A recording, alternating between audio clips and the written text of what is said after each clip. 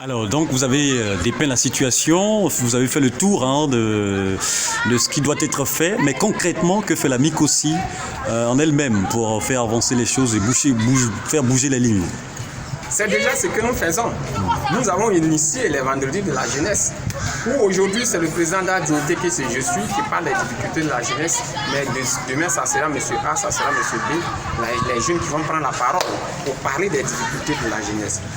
Pour mettre à nu toutes les difficultés de la jeunesse. La première solution à un problème, je ne manque de le dire, c'est de poser le problème, d'en parler. Mais plus concrètement, vous savez très bien que nous faisons des tournées. Nous faisons des tournées nationales de sensibilisation. Nous discutons avec la jeunesse. Nous parlons partout nous à l'occasion.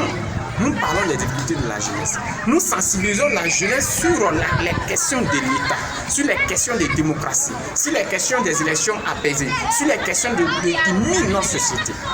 Pour sensibiliser.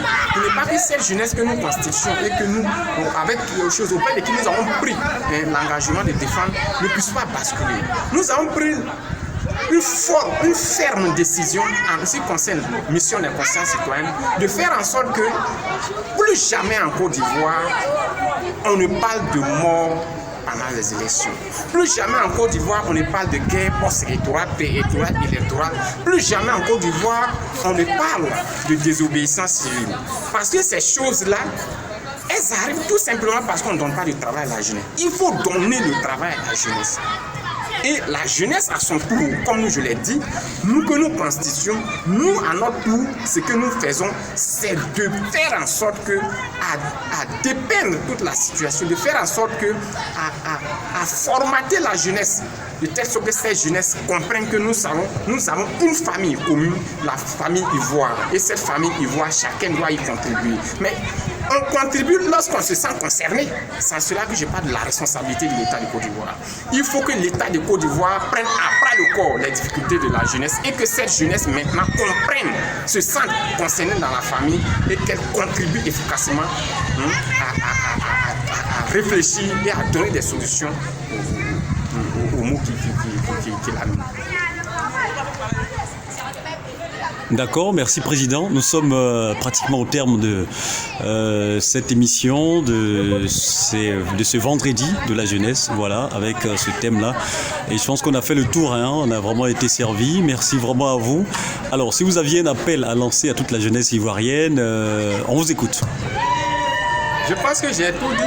Ce que je peux ajouter, c'est de dire à la jeunesse de sortir des débats de quartier. La comparaison entre Messi et Cristiano Ronaldo ne peut pas nous faire avancer. Les jeux de loto tous les jours, 10 heures, je crois à midi dedans, 14 midi, heures, 16 heures, 18 heures, ne peut pas nous arranger. Qu'est-ce que vous voyez? Les débats de quartier, les grains, les clubs d'amis, les coups de coudron, les tchapalodromes, ça ne peut pas nous arranger. Ce qui peut nous arranger, c'est notre avenir. Parce que ceux qui gèrent aujourd'hui le pays, on va faire coup d'État ou on ne va pas faire coup d'État ou rien ne va leur arriver. Rien ne va leur arriver. Par contre, nous qui ne travaillons pas encore, nous qui sommes jeunes, nous qui avons moins de 40 ans, il faut que nous-mêmes, on arrive à travailler, à faire en sorte que ce que la République, l'État refuse de nous donner, on puisse s'organiser et proposer à notre société. De façon concrète, ce que je demande à la jeunesse, c'est de rejoindre le combat que nous avons engagé.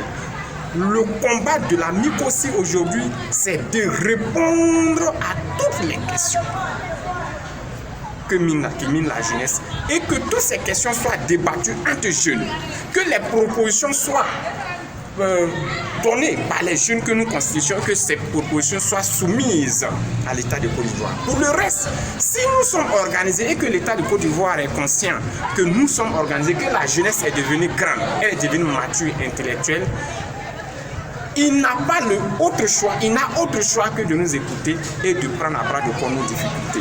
Sans quoi, tant que nous passerons notre temps à nous mettre dans la médiocrité, nous serons traités comme des médiocres. Voilà pourquoi, généralement, dans les crises, c'est la jeunesse qu'on cible, parce qu'on sait que c'est une jeunesse qui n'a rien dans la tête. On peut la manipuler avec un billet de 2 000 francs, un billet de 10 000 francs pour aller faire le sale boulot. Quittons dans ça. Allez, Merci. quittons dans ça. Je pense que c'est très très bien dit, Président, et c'est sur ces mots qu'on va vous dire merci et remercier également tous ceux qui nous ont suivis ce midi. Voilà, vous avez été très très nombreux. Partagez la vidéo, partagez les interventions du Président d'Assassin. Et puis voilà, on a été très heureux. Au micro pour l'interrogation, voilà, c'était votre frère et camarade Jocelyn Exaucé. Rendez-vous vendredi prochain, même canal. Voilà, on essaiera encore pour un autre thème concernant la jeunesse. D'ici là, portez-vous bien. Que Dieu garde la Côte d'Ivoire. Merci.